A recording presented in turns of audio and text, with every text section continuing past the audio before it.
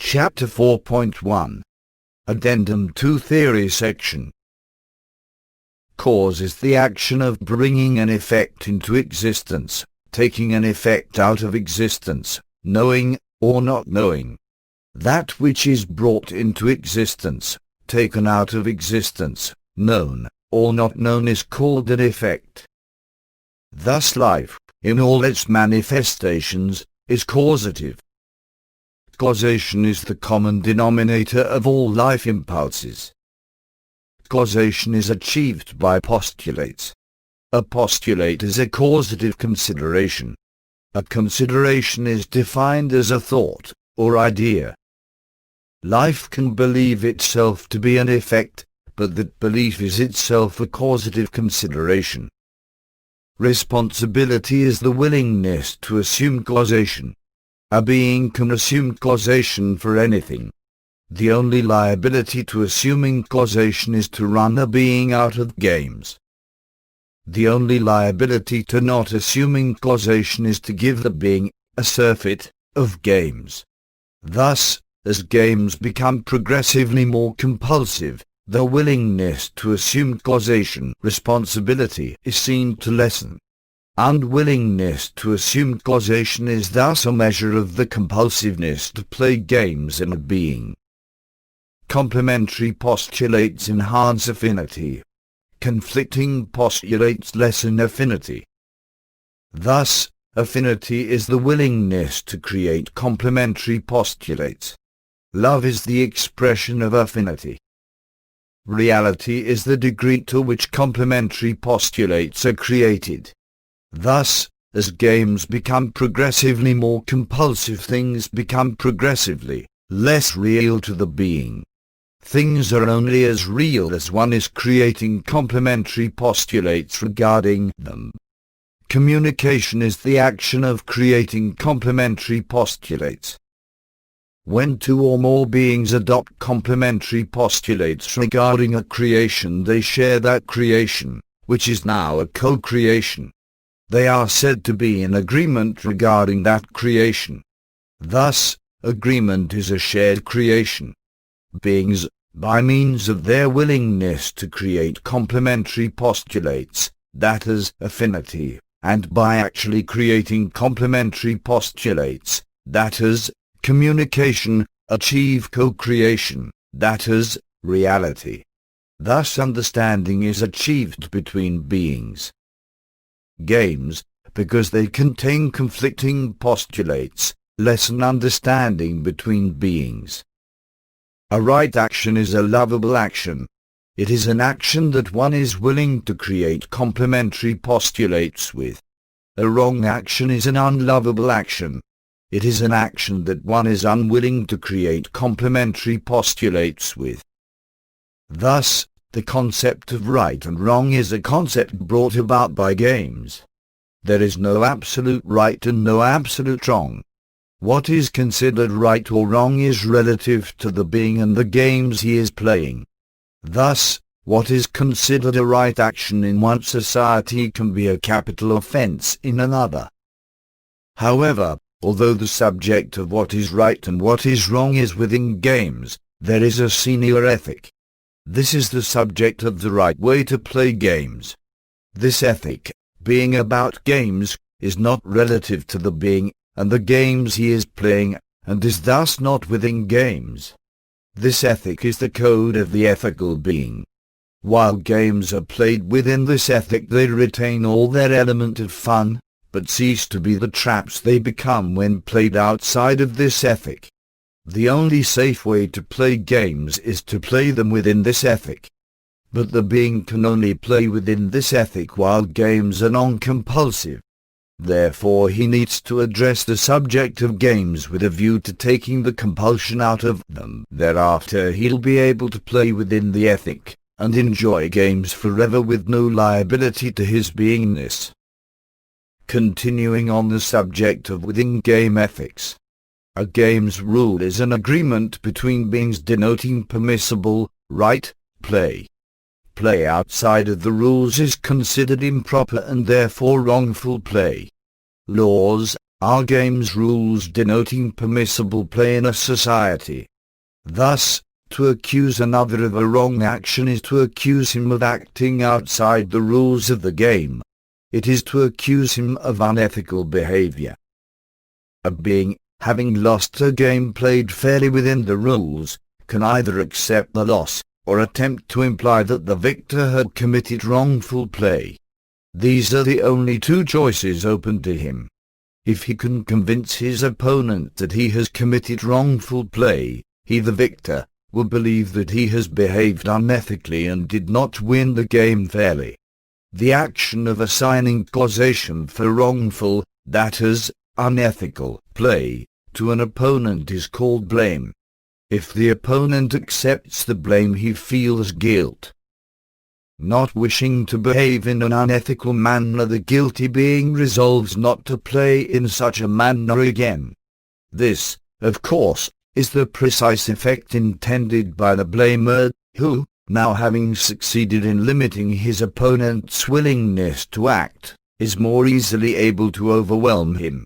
Thus, blame is seen as an attempt to lower another's willingness to act, by invoking the suggestion of wrongful play, and thereby make him more easy to overwhelm. The blame/guilt mechanism is pure games play. The purpose of blame is only to permit the blamer to win games. Unable to win games any other way, and having the need to win games, he resorts to the blame mechanism in order to do so. In that any life game has a near infinite number of possibilities within it, and that it is clearly impossible to draw up games rules for all of them, the blame/guilt mechanism is always available to a games player. There is always some action he can point his finger at, declare it wrongful, and so attempt to make his opponent feel guilty, and thus use less than his full abilities in the playing of the game. As a wrong act is essentially an unlovable act, the use of the blame mechanism is pure emotional blackmail. For example, I'll withdraw my love, that is, affinity, from you, if you persist in acting in such a manner that prevents me from winning the game. However, blame has the liability of having to convince the other being that a wrongness has occurred. So the blamer has to keep the wrongness in existence in order to convince the other that this has occurred. Thus we find the blamer having to keep whole sections of his mind in existence in order to convince others that he has been wronged. It is a terrible price to pay for his compulsion to win games, but it clearly shows the limits to which beings will go in order to do so. The blame/guilt mechanism breeds compulsive games play. Compulsive games play breeds the blame/guilt mechanism. They are inseparable, and where you find one you will always find the other. By means of the blame/guilt mechanism, life finally degenerates into a frantic attempt to make others guilty while equally frantically resisting their attempts to do the same thing to you. At this level, life is seen by the player as one vast sea of wrongness, containing one tiny island of rightness, himself. And he knows above all things that if he stops assigning wrongness, that is, blame, for even one instant, his island will sink, and he will drown and be lost forever in that sea of wrongness. It's not that the compulsive blamer is always right, it's just that he has a vast need to be right. He is always right. Even when he is wrong, he is right. And he will still be protesting his rightness when the coffin lid is nailed down on him. For he knows how to win games, always make sure that self is right and others are wrong. It becomes his epitaph. This is how the subject of right and wrong got into games play. And games have never been the same since. It has no other significance. Once it is understood for what it is, it will be found to resolve with no other address than by use of the exercises in the practical section. As the compulsion to play games lessens, the need to invoke the blame/guilt mechanism also lessens, and finally vanishes. It always was a crummy mechanism, and games are much more fun and healthy without it. Shame is guilt exposed. Ridicule is the exposure of guilt. Shame/ridicule form a pair like blame/guilt, from which they were spawned. All of freedom lies within the concept of freedom of choice. When one is no longer free to choose, one has lost all the freedom there is. The basic freedom of choice is between making and not making a postulate. In life this translates into the freedom of choice to play or not play a game. Thus, to the degree that the playing of games becomes compulsive, freedom becomes lost. All entrapment is to be found in the compulsive playing of games. The route from entrapment to freedom, then, lies in the regaining of one's freedom of choice, to play or not play games. As the being got himself into this trap, then only the being can get himself out of this trap. One being can show another the route out, but the trapped being must walk this route out himself. Thus, one being cannot free another, he can only help him to free himself. You will never find freedom over that way. No matter how thoroughly you ransack this universe in search of freedom, you will only discover more and more traps. Indeed, the search for freedom over that way is one of the basic traps of the universe. You can say to another being, "Free me," and with the best intent in the world he will only succeed in making you into his slave. The very best he can do for you is to show you the nature of life and games, and indicate the route out of the trap. The rest is up to you. This is the basic truth about freedom. Outside of this truth lie the freedom games, games which cash in on the desire of every compulsive games player to be free. We always tend to imagine a slave master as a rather muscular man armed with a large whip.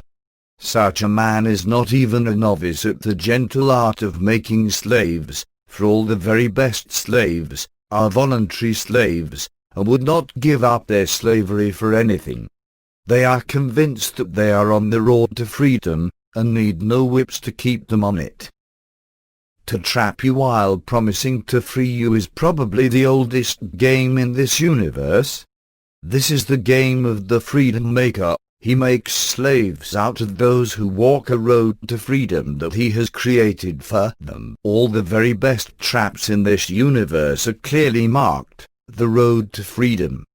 The game of the freedom maker is big business in this universe, and always has been, simply because the willing slave, deluded into walking the road to freedom, is always more than happy to work long hours for next to no pay, and so create enormous wealth for the slave master.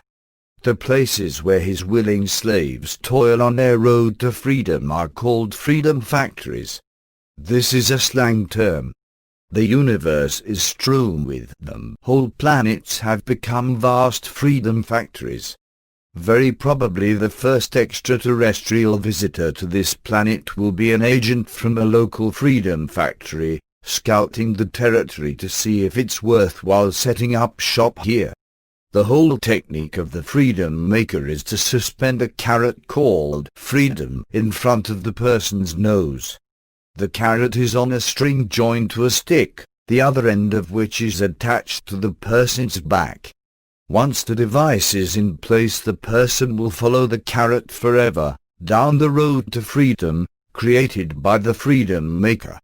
Freedom is the only thing that a being will permit himself to be put into slavery for. Ponder these words as you ransack this universe in search of freedom, for the gates of the freedom factories are always open, and a new slave is always made most welcome while the carrot is being suspended in front of his nose. The subject of freedom has always been bigger business in this universe than the subject of power. This is because the carrot of freedom is always considered a more valuable carrot than the carrot of power. It has been said that a man will sell his soul in exchange for power. What then is he willing to sell in exchange for promised freedom from the compulsion to be powerful? Why, his freedom, of course. It is the only thing he has to offer in exchange for such a prized goal. Hence the game of the freedom maker and freedom factories. Reasons why for a postulate always come later than the postulate for which they are created, as the reasons why. The postulate always comes later than the desire to make that postulate. The sequence is always desire, postulate, reasons why for the postulate. The reasons why for a postulate are only justifications to convince others that the postulate is reasonable. Thus, reasons why are only created in order to justify a postulate, and always come later in time than the postulate. The postulate, in turn, is always later than the desire to achieve the effect which the postulate puts into action. The closest you can ever come to a reason why for a postulate is that it seemed like a good idea at the time. Now this is not something dreamed up by me after a heavy night reading Alice in Wonderland. It happens to be the truth of the matter. Something I believe the gifted mathematician who wrote Alice suspected too. The fact that the mere suggestion we function in such a manner sends those with a mechanistic view of the mind crawling up their own synapses is only indicative of how little they know about the mind, and how trapped they are within the whole subject of reasons why and conviction in general. Now it is true that a being, feeling unable to dream up convincing reasons why to justify a postulate, will not make that postulate. But these are reasons why for not making a postulate, not reasons why for make a postulate. The truth is that a being never needs a reason why for making a postulate until he has made that postulate, and needs convincing reasons to justify it to others. His postulates stem from his desires stem from his urge to be alive and in there playing the game. It's easy to see how the general belief that the reasons why for a postulate preceded the making of the postulate came about. The being, having made a postulate and now having to dream up convincing reasons why he made that postulate in order to make the postulate appear reasonable to others, will always swear on his stack of Bibles that his reasons for making the postulate existed prior to the making of the postulate. For to admit otherwise is to open him up to the charge that he's making postulates without due reason why, and then justifying them afterwards. The only way he can defend his postulate as being reasonable is to swear that the reasons for making the postulate existed prior to the making of the postulate. Eventually he comes to believe his own lie, and becomes trapped in a web of reason. If a being ever needed a reason why to make a postulate, then the first postulate ever made in the universe could never have been made, for at the time it was made no reasons why for postulates existed. That first postulate could only have been made from a desire to achieve a certain state of affairs. That is the way it was then, and that is the way it has been ever since. First came the desire, then the postulate, and only later were reasons why invented to justify the postulate and make it convincing to others. See reasons why as pure and simple conviction phenomena, and you have the entire flavor of all this. The mind, then, is full of convincing reasons why one should not make postulates, but it contains no reasons why a postulate has been made. Of course, one can always point to some part of the mind and assign it as the reason why one has a compulsion to kick cats, say, but this assigning is coming later than the postulate to kick cats. If you wish to be free of your compulsion to kick cats, you need to address this postulate to kick cats, and the whole subject of cats and kicking. There is clearly a compulsive games condition here between you and cats. Ransacking your mind and assigning reasons why to your compulsion to kick cats will not help you in the slightest. Any person can sit down and invent an infinity of convincing reasons why they have to kick cats. It's a very interesting intellectual exercise, and can give insight into the whole subject of justification and reasons why in general, but don't expect it to do anything about your compulsion to kick cats. That can only be resolved by resolving your compulsion to play games with cats. The mind, then, is only resolved by addressing postulates, and the subject of games, postulates in conflict. Reasons why for the postulates always come later than the postulates, and so have no part in the resolution of the postulates in conflict. When you fully grasp this, you will stop ransacking your mind in a futile attempt to discover the reasons why for your current mental state. For the only reasons why you will discover there are the ones you are putting there now, and they are all later than the event. It's futile searching a stable for a horse that is gone, but it's bordering on the ridiculous to search a stable for a horse that was never there, and then convince yourself that the piece of straw you find is really the horse. It is only ignorance of the truth of this matter that causes patients to spend years with psychotherapists in search of the reasons why for their troubles, and why psychotherapists waste their own and their patients' time in such a futile search. The only justification for the activity is that it's profitable for the therapist, and the patient always lives in hopes that he might one day get somewhere. Whole schools of psychotherapy have grown up professing to know the real reasons why of behavior, and they vie with each other to see who can be the most convincing. As it's possible to invent an infinity of convincing reasons why for any facet of the mind, this activity has unlimited prospects for future games play, but bleak prospects for helping people to resolve their compulsion to play games. Once you grasp the truth about this subject of postulates and reasons why, you will also learn to cut through the smoke screen of reasons why that others throw up to justify their postulates, and be able to see their naked desire and postulates clearly exposed. The brush salesman may give you 1,000 convincing reasons why you ought to buy his brush, but all of them come later than the fact that he desires to sell a brush to you.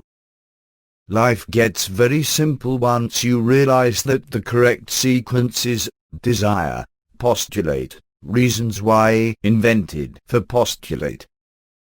The subject of reasons why gets combined with the blame/guilt mechanism. Thus, a person may search their mind for the reason why of some unwanted mental condition. Having assigned a reason why that is convincing to them, they promptly blame it for the unwanted mental condition. This is compounding the lie, and only traps them further in the blame/guilt mechanism, and in the whole subject of conviction and justification. The unwanted mental condition is essentially a postulate, which is held in place by the compulsive games condition with its opposition postulate within the goals package. Only when addressed in this context will the unwanted mental condition resolve. Some modern schools of psychotherapy are what is known as evaluative schools. The practitioner of their type of school does not search in the mind of his patient for the reasons why of the patient's difficulties, for he has already convinced himself that he knows the real reason why for Everion's difficulties. Therapy, if it can be called such, with this type of practitioner is not a matter of searching for anything, it is purely a matter of the practitioner convincing the patient of the practitioner's beliefs. As some of these beliefs seem very strange to their patients, and to most other people, come to that, it can take years to convince them. All the difficulties in convincing are ascribed to the patient's resistance to accepting the truth. Even after conviction has been achieved, the patient still has his unwanted condition, but he now also possesses a thoroughly convincing argument as to why he has that condition. These schools have come a long way from the definition of a workable psychotherapy, one that can vanish unwanted mental conditions. I suppose the acquisition of a set of convincing reasons why one has a mental condition is an improvement upon not having such a set, but it's a very poor substitute for being free of the unwanted mental condition. If one were to inquire into the nature of the quality or ability that is closest to life itself, one would eventually arrive at the subject of knowing. Life can know. All else is the subject of methods or systems of knowing. The basic law, or agreement, of this universe is that one will only know that which is brought into existence to be known. Thus, this universe sets a limitation upon knowing as only being possible for the class of things which are brought into existence to be known.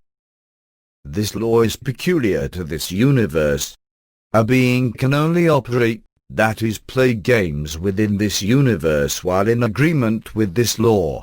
Once he starts to know outside of this law, he is operating outside the universe. The action of bringing something into existence so that it can be known is called creation. Thus, in this universe, knowing is limited to those things which have been created in the universe. It should never be considered that knowing is by nature limited to those things which are created to be known. Life can know. It can know anything, whether it has been brought into existence to be known or not. In order to operate in this universe, life considers, or agrees, that it will not know until something is brought into existence to be known. This limitation upon knowing is the basic law, and the only basic law, that governs this universe. Other universes can be constructed upon other basic laws, but they would all be some type of limitation of knowing, for while knowing is unlimited, any type of universe or game is impossible. Bear the basic law of this universe in mind as you do the practical exercises, for all the games you have ever become trapped in this universe have been based upon the basic law of the universe. Purpose, intention, goal and postulate can be regarded as synonyms. A game is a contest in conviction.